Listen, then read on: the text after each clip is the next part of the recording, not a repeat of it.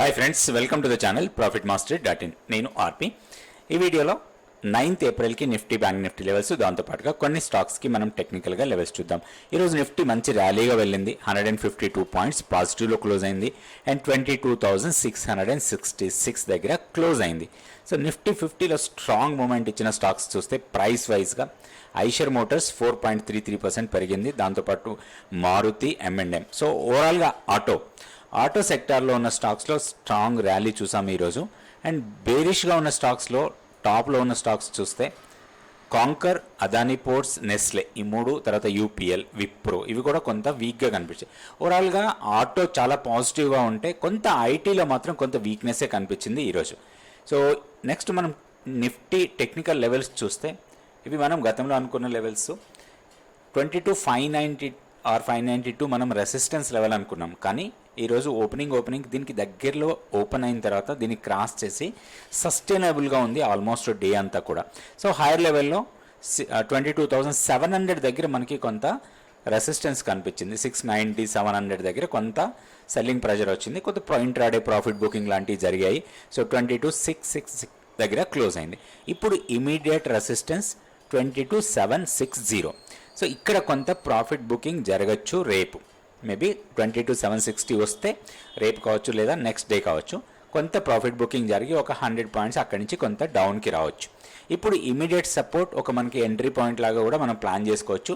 22,590 దీన్ని బ్రేక్ చేస్తే 22,474 ఇది వీక్లీ పివోట్.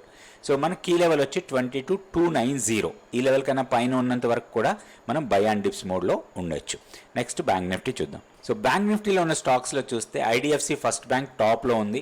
సో అన్నిటికన్నా ఎక్కువ లూజర్ బంధన్ బ్యాంకు, దాని తర్వాత పంజాబ్ నేషనల్ బ్యాంక్, ఇవి రెండు కూడా బాగా డౌన్ అయినాయి. పంజాబ్ నేషనల్ బ్యాంక్ దాదాపుగా 3% మైనస్ అయితే బంధన్ బ్యాంక్ 6.28% మైనస్ అయింది.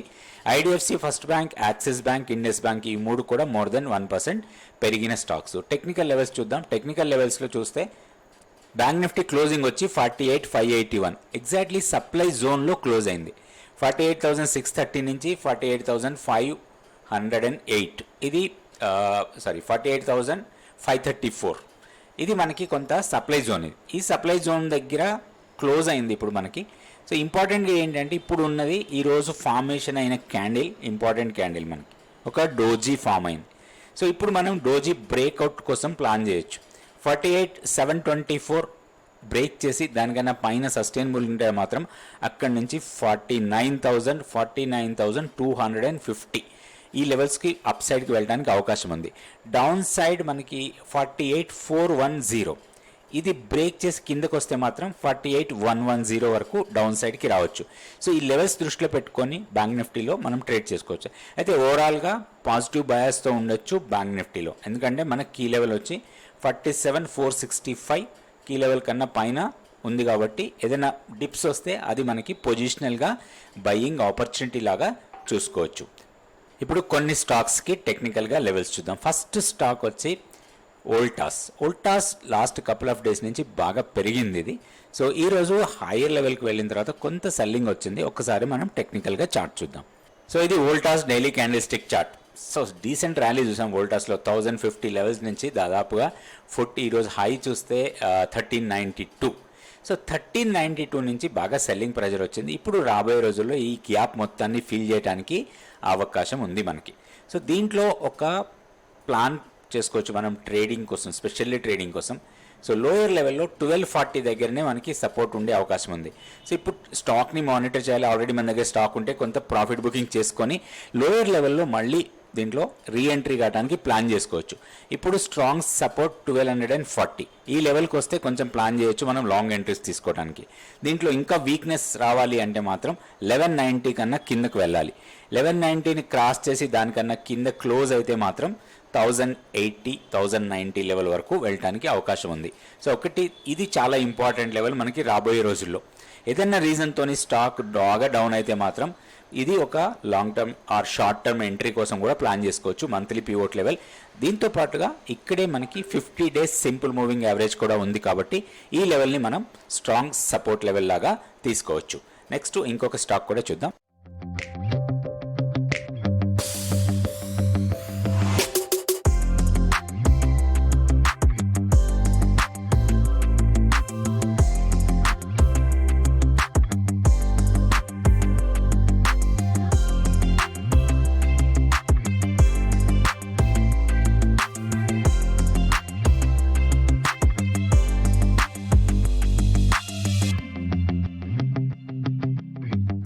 ఈ స్టాక్ వచ్చి ఐషర్ మోటార్స్ స్ట్రాంగ్ ర్యాలీ చూపించింది ఈరోజు. అండ్ ఓవరాల్గా ఆటోమొబైల్ స్టాక్స్లో కొంచెం మంచి ర్యాలీనే కంటిన్యూ అవుతుంది. 4205 దగ్గర క్లోజ్ అయింది. ఒకటి స్టాక్లో ఒక చిన్న ప్రాబ్లం ఏంటి అంటే 4180 నుంచి 4200 ఒక 20 పాయింట్ జోన్ మాత్రం ఒక స్ట్రాంగ్ సప్లై ఏరియా ఉంది. ఆ సప్లై ఏరియా దగ్గర మాత్రం ఒక బుల్లిష్ క్యాండిల్ ఫామ్ అయింది. సో మొమెంటమ్ స్ట్రాంగ్ ఉంది. ఏదైనా పుల్ బ్యాక్ ఇస్తే మాత్రం దీంట్లో రీ ఎంట్రీ కోసం ప్లాన్ చేయొచ్చు, ఆర్ పుల్ బ్యాక్ ఎంట్రీ కోసం దీంట్లో ప్లాన్ చేసుకోవచ్చు. సో పుల్ బ్యాక్ ఇస్తే 4069 ఆర్ 4070 లెవెల్స్ మాత్రం ఒక స్ట్రాంగ్ ఎంట్రీ పాయింట్ లాగా మనం తీసుకోవచ్చు. So 3995 weekly pivot, 3922 monthly pivot, ఈ రెండు లెవెల్స్ కూడా స్ట్రాంగ్ సపోర్ట్గా ఉంటాయి. ఈ రెండు బ్రేక్ అయితేనే దీంట్లో వీక్నెస్ రావచ్చు. సో 3922 కన్నా పైన ఉన్నంత వరకు కూడా స్టాక్ ఏదైనా డిప్ ఇస్తే దీంట్లో ఒక మంచి బయింగ్ ఆపర్చునిటీ కోసం ప్లాన్ చేయొచ్చు. ఇప్పుడు ఇమీడియట్ రెసిస్టెన్స్ ఈరోజు హైనే మనం ఇమీడియట్ రెసిస్టెన్స్ లాగా తీసుకోవచ్చు 4300. దీన్ని క్రాస్ చేసి సస్టైనబుల్గా ఉంటే 4500 వరకు వెళ్ళటానికి అవకాశం ఉంది ఈ స్టాక్లో. ఇది ఐషర్ మోటార్స్. సో నెక్స్ట్ ఇంకొక స్టాక్ చూద్దాం. ఈ స్టాక్ వచ్చి మ్యారికోలో ఈరోజు 50 DMAని క్రాస్ చేసి దానికన్నా పైన క్లోజ్ అయింది. 519 దగ్గర క్లోజ్ అయింది. స్టాక్లో ఒక ఫాల్ వచ్చింది. ఈ ఫాల్ కొంత కన్సాలిడేట్ అయింది ఈ లెవెల్ దగ్గర. సో మనకి ప్రీవియస్గా లోస్ ఉన్నాయి, ఈ లోస్ కొంచెం కన్సాలిడేట్ అయింది. ఇక్కడ 490 500 లెవెల్ దగ్గర కన్సాలిడేట్ అయిన తర్వాత ఒక ర్యాలీ కంటిన్యూ అవుతుంది. అంటే ఇక్కడ కన్సాలిడేట్ అయ్యి కొంత బయింగ్ ప్రెషర్ కనపడుతుంది ఈ స్టాక్లో. Last 2 days strong rally. So దీనికి ఒక సప్లై ఏరియా హైయర్ లెవెల్లో కనపడుతుంది మనకి. ఇది ఇమీడియట్ సప్లై లాగా ఉండొచ్చు అరౌండ్ 528 నుంచి 530. సో దీన్ని బ్రేక్ చేస్తే previous swing high 540 or 545 levels. So ఈ లెవెల్స్ దృష్టిలో పెట్టుకొని దీంట్లో మనం లాంగ్ ఎంట్రీ కోసం ప్లాన్ చేయొచ్చు.